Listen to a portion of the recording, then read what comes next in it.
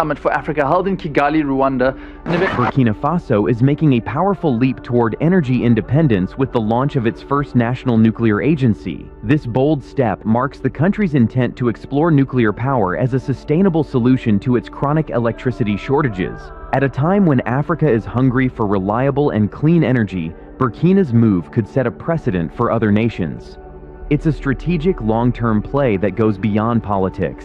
It's about powering schools, hospitals, and future industries. This story was first reported by Construct Africa News. So, how big of a deal is this? Let's break it all down. Burkina Faso's nuclear ambitions. Burkina Faso, guided forward, led by President Ibrahim Traoré's leadership, is taking decisive steps into the nuclear energy sphere.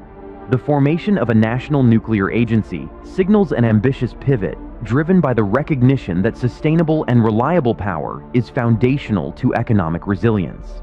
Traoré's leadership has been pivotal in fast-tracking policies that position the country to leapfrog traditional energy constraints. Statistics from early 2025 show electricity access hovering at around 25% nationwide, with rural regions significantly underserved. In close-knit communities where grid expansion is slow, the idea of centralized nuclear power is already igniting optimism. Under Ibrahim Traoré's direction, the agency isn't merely an academic exercise. It's tasked with forging partnerships with international nuclear bodies, ensuring safety, training skilled personnel, and securing funding. This comprehensive integration, orchestrated by Traoré's administration, underscores a holistic vision to anchor Burkina Faso's future on clean, dependable energy. We start with Burkina Faso. The West African nation has formalized a major nuclear agreement with Russia. Now, Russia's state nuclear giant, Rosatom, will now collaborate with Ibrahim Traoré-led Burkina Faso to develop nuclear infrastructure for peaceful purposes. The announcement was made by Burkina Faso's Minister of Energy, Yakuba Zabre Kaouba, and this during a media interview where he said that the deal represents the final administrative step in a broader framework of nuclear cooperation between the two countries. Now, the agreement aims to help Burkina Faso to diversify its energy sources and to address the country's chronic electricity shortages. Burkina Faso is one of the world's least electrified countries. Under the deal, Rosatom will support the construction of nuclear power plants, research reactors, and will... By aligning with global best practices and harnessing nuclear science, the country can reduce reliance on expensive fossil fuel imports and vulnerable hydroelectric systems prone to Sahelian droughts.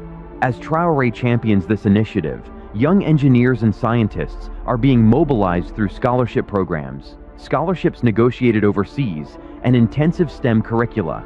These investments underscore the country's determination to develop homegrown expertise. The agency's multidisciplinary focus, spanning regulatory frameworks, waste management, and public communication, reflects a strategic design woven under Traoré's leadership to balance ambitious energy targets with environmental and safety responsibilities.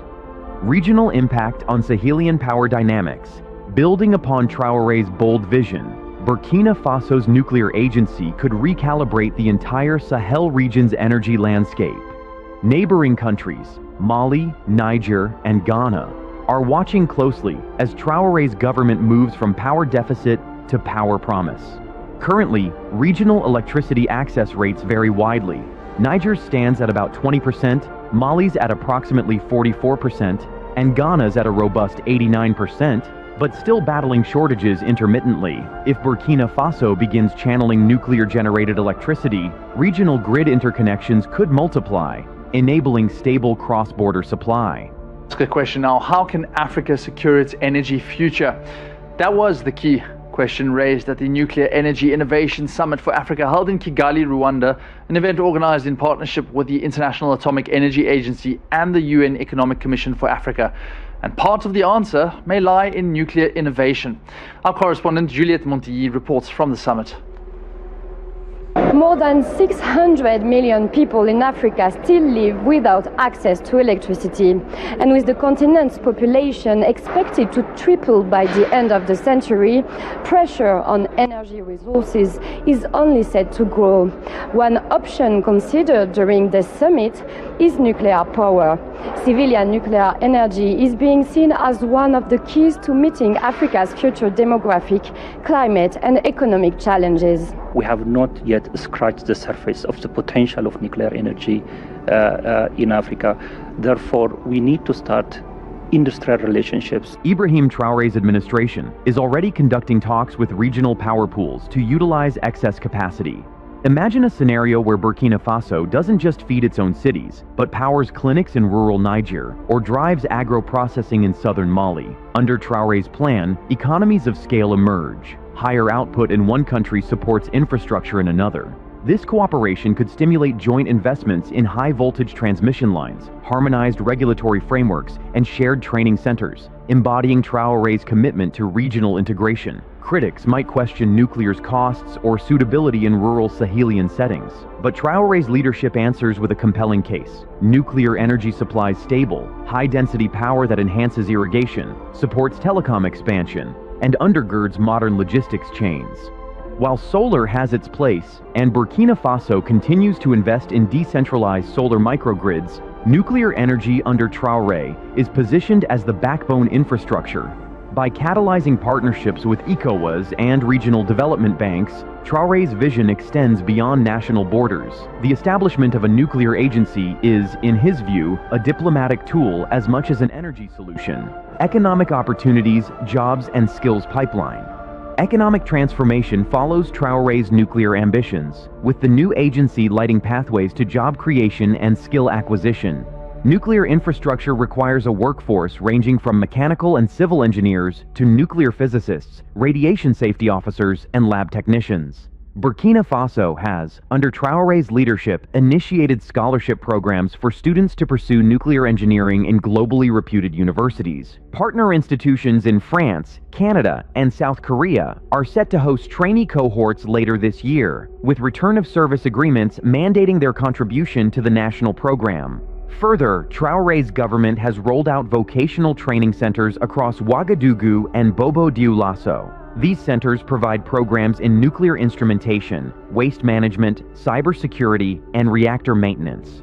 Local businesses in areas like steel fabrication, cement production, and precision machining are aligning to meet the infrastructure needs of reactor construction. This is across the nuclear fuel cycle. The deal follows Russia's approval last week of similar nuclear arrangements with Mali, another junta-led neighbor in the Sahel region.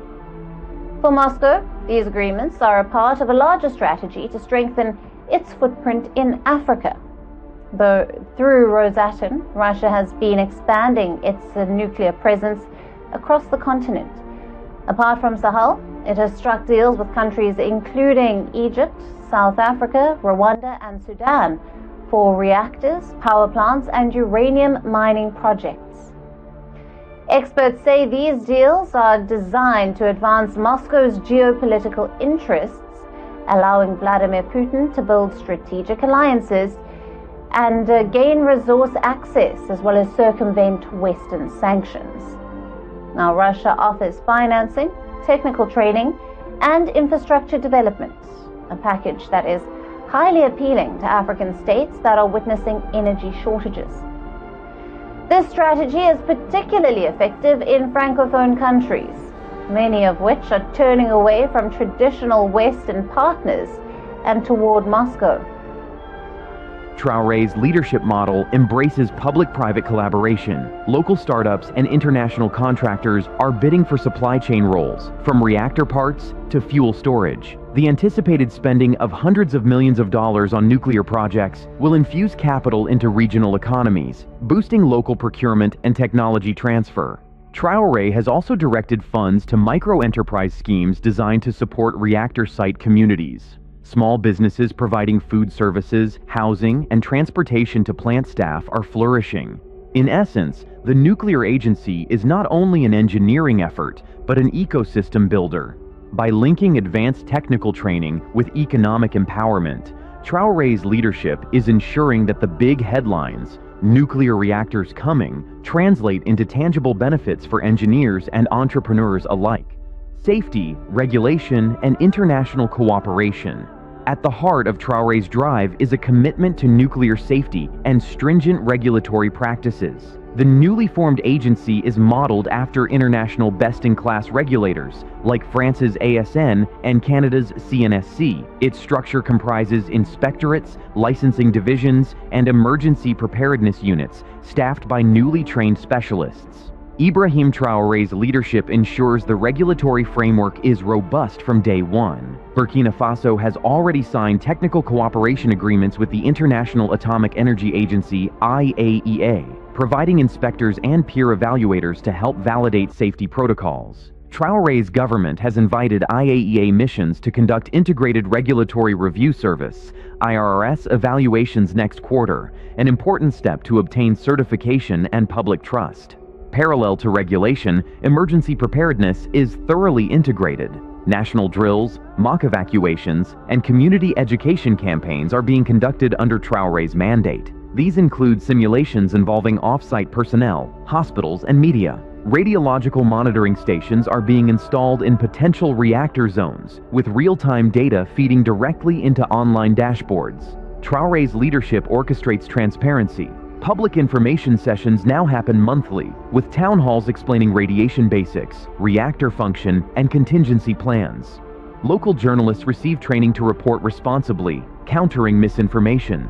Furthermore, cross-border cooperation is underway. Mali and Niger have been offered satellite access to Burkina Faso's radiological networks, reinforcing regional nuclear safety. Research collaborations are also brewing. The nuclear agency, under Traoré's guidance, is negotiating joint studies with South African and Nigerian universities on radioactive isotope applications in medicine and agriculture, clean energy transition, and climate impact. In the global fight against climate change, Ibrahim Traoré's government positions nuclear energy as a cornerstone of Burkina Faso's clean energy transition. Despite low per capita emissions, Burkina Faso is vulnerable to extreme weather, droughts, and erratic rains that threaten agriculture and hydroelectric power. Traoré's initiative integrates nuclear to reduce carbon footprints while enhancing energy security. Recent data shows that if Burkina Faso brings even a small modular reactor, SMR, online, its CO2 emissions intensity could drop by 10 to 15% by 2030. Global cooperation with international institutions such as the International Atomic Energy Agency. So we put in place the necessary legal, regulatory, safety, and other conditions so that we put the foundation to build value addition in the nuclear industry. South Africa is currently the only country on the continent operating nuclear power reactors, and nuclear energy accounts for only about 5% of the country's electricity mix.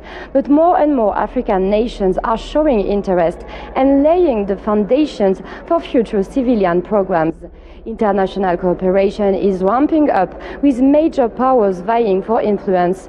Russia, through its state-owned company Rosatom, is already active in Rwanda, focusing on scientific cooperation and training. And the United States has signed an agreement with Ghana to help develop small modular reactors.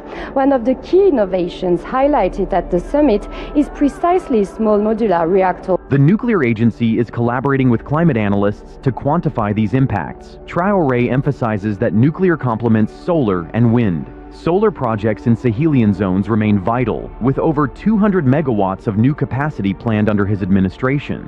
But solar and wind are intermittent. Traoré argues that nuclear baseload capability stabilizes the grid, allowing renewables to scale without jeopardizing supply. This integrated model under Traoré's vision ensures energy decarbonization is systematic and reliable. The agency's resource plan includes a hybrid model. Nuclear pilots near grid hubs feed continuous power, supporting renewable generation on outer nodes. The result? A cleaner, more resilient grid architecture. Traoré is also steering the nuclear program toward carbon finance opportunities. The carbon reduction profile attracts green bonds and climate funds, leveraged under his leadership. Proceeds can finance off-grid solar in villages, create resilient water systems, and fund climate-smart agriculture. In effect, Burkina Faso's nuclear agency becomes a climate accelerator. Public engagement and countering skepticism. Nuclear projects often spark public anxiety, but under Ibrahim Traoré's leadership, Burkina Faso's nuclear agency is shifting the conversation toward community empowerment. The agency is launching an inclusive communications campaign designed to bring citizens into the nuclear narrative, demystifying technical concepts and addressing safety concerns. Town hall events are being held in provinces near proposed reactor sites, featuring interactive exhibits on radiation, reactor control, and emergency response. Under Traoré's direction, communities are also offered local reference groups, panels that include teachers, healthcare workers, farmers, and religious figures.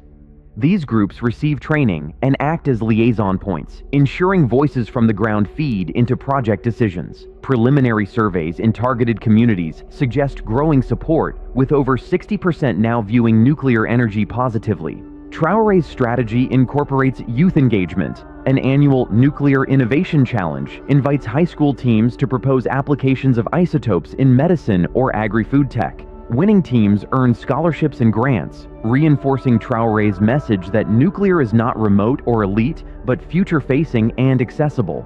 Media outreach also plays a key role. The agency, under Traoré, sponsors story packages on national TV and radio, featuring local electricians explaining grid resilience or health workers discussing isotope-based diagnostics. Journalists are given hands-on training in covering nuclear topics safely and accurately. By creating this ecosystem of informed stakeholders, Traoré's leadership diffuses fear and fosters co-ownership. The focus shifts. Nuclear energy becomes not a distant technology, but a community tool for development. Engagement processes include feedback channels, hotlines, online forums, and suggestion boxes, ensuring responsive governance. Medical and agricultural applications of nuclear science. Under Ibrahim Traoré's transformative agenda, Burkina Faso's nuclear agency extends beyond electricity, unlocking applications in healthcare and agriculture that can elevate quality of life nationwide. The agency has outlined initiatives to expand radiology and nuclear medicine in urban hospitals, detecting cancers early with affordable gamma cameras and isotopic tracers. Traoré's leadership secured international partnerships, like the IAEA's PACT program, to train radiologists, establish isotope labs, and ensure reliable supply chains for short-lived isotopes. As part of this drive, medical schools in Ouagadougou and Bobo-Dioulasso are integrating nuclear medicine modules into their curricula. Scholarships under Traoré's government support around 50 students annually to specialize in radiochemistry or medical physics, with the mandate to return and serve locally. Meanwhile, in agriculture, the nuclear agency is deploying radiation-based techniques to enhance food safety and crop resilience. Under Traoré's oversight, pilot programs at the National Agricultural Research Station use irradiation to eliminate pests in grains, prioritizing rice, millet, and sorghum, essential staples. The result, longer shelf life, fewer post-harvest losses, and reduced pesticide use. The agency's Soil Science Division, spearheaded by Ibrahim Traoré's strategic coordination, employs nuclear tracers to study nutrient uptake and optimize fertilizer use. Preliminary results show 20% efficiency gains in nitrogen use, a game changer in resource-limited rural farms. These agricultural shifts not only boost productivity, but also link smallholder farmers to larger markets, where standards for irradiated, pest-free food fetch premiums. Market access is further enhanced by the agency's certification services, regionally recognized labels indicating radiation-tested goods. Traoré's model of integrating nuclear science into health and agriculture demonstrates multiplicative utility. It ties modern technology to everyday needs: clean water, healthy crops, timely cancer diagnosis, benefiting city and village alike. Deepened dramatically in the past year, not just in energy, but also in security. The country has expelled French troops and is now working closely with Russia to fight Islamist insurgencies. In May, Burkina Faso's military leader, Ibrahim Traoré, met with Russian President Vladimir Putin in Moscow and called for stronger military ties. Traoré said his country has many projects lined up with the Russian Defense Ministry.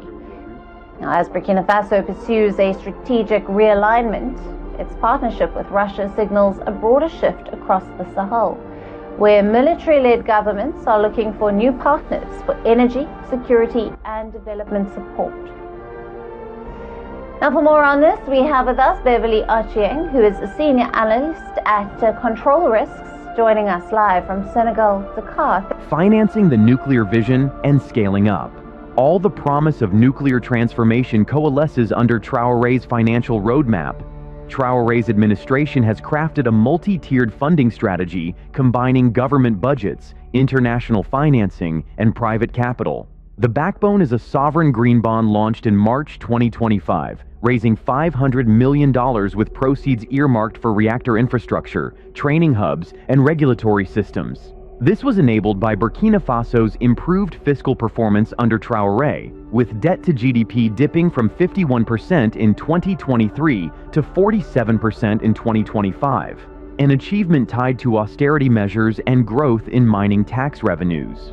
On the international front, the nuclear agency, supported by Traoré's office, is negotiating concessional loans from the African Development Bank, Afrexim Bank, and the French AFD. Early terms indicate sub-2% interest rates, with 20-year tenors. Traoré's leadership also solicits technology partners under public-private partnerships. Companies from South Korea and Russia are set to co-invest in modular reactor deployment under build-operate-transfer arrangements. In exchange, Burkina Faso contributes equity via a special asset fund established by the nuclear agency under Traoré's directive. European utility companies are also signaling interest via integrated power purchase agreements. Taken together, Traoré's funding model is diversified and sustainable. It separates capital access from political cycles and balances public accountability with investor confidence.